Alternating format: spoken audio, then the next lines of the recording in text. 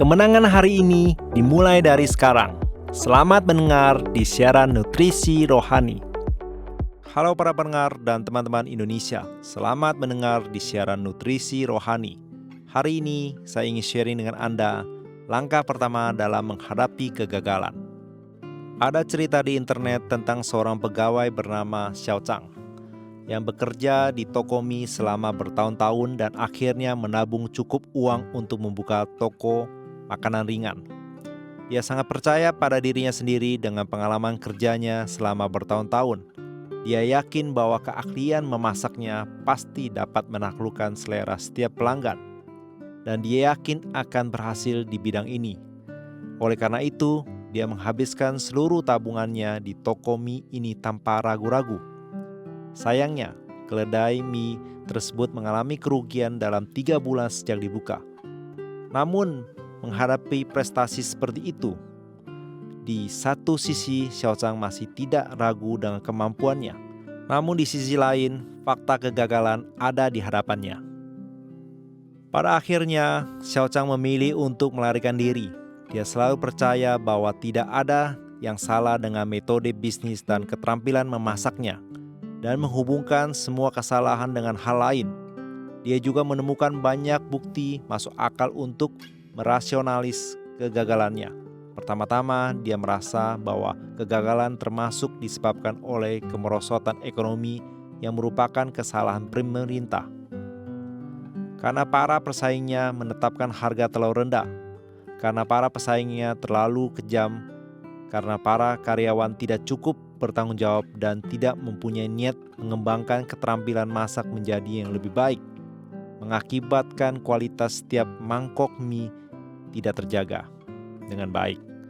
Ini semua salah karyawan. Dan ketika teman baik dengan baik hati memberi saran dan mengingatkan Xiao Zhang di mana dia bisa berbuat lebih baik, dia selalu mengatakan hal yang sama. Saya telah menjalani toko mie selama bertahun-tahun. Mungkinkah saya melakukan kesalahan? Selanjutnya, kedelai mie Xiao Zhang masih belum menunjukkan tanda-tanda perbaikan. Dan karena terus-menerus mengeluh, teman-teman di sekitarnya meninggalkan satu persatu.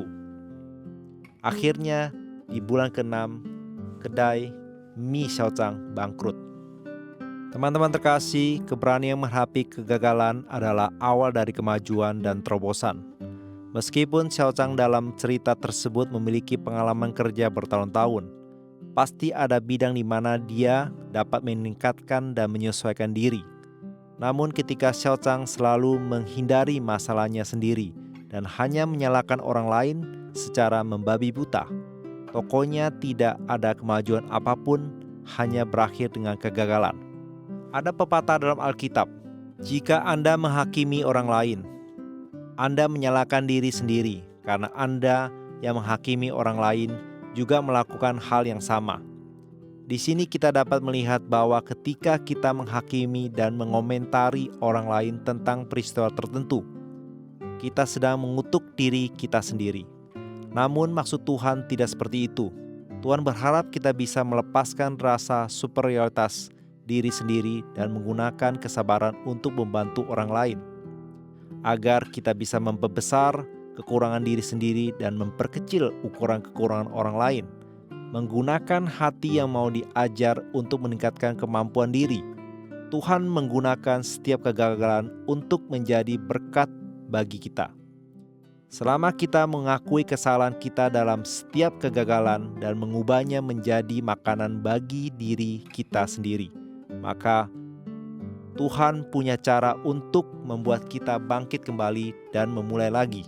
Sahabatku yang terkasih, sebenarnya tidak ada salah menghadapi kegagalan diri sendiri. Yang parahnya kita tidak berani menghadapi kegagalan diri sendiri, bahkan menyalahkan kegagalan diri sendiri pada lingkungan sekitar dan orang lain. Jika hari ini kamu berada dalam tahap yang sulit dan merasa semua yang kamu lakukan gagal, Tuhan ingin memberi semangat kepadamu hari ini. Tuhan berkata bahwa Dia melihatmu sebagai orang yang sukses dan mempunyai potensi yang dapat dibentuk.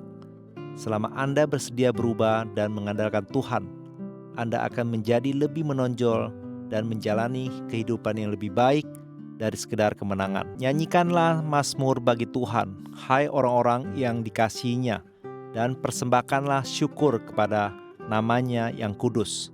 Mazmur 30 ayat 5. Setiap episode 5 menit, mari mengisi kembali energi positif untuk diri sendiri.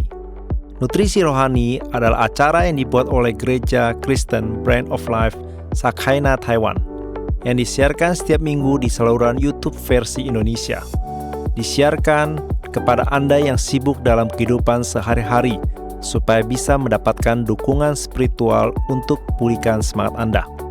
Anda juga bisa berbagi saluran YouTube kepada teman dan keluarga Anda, sehingga mereka juga bisa mendengarkannya.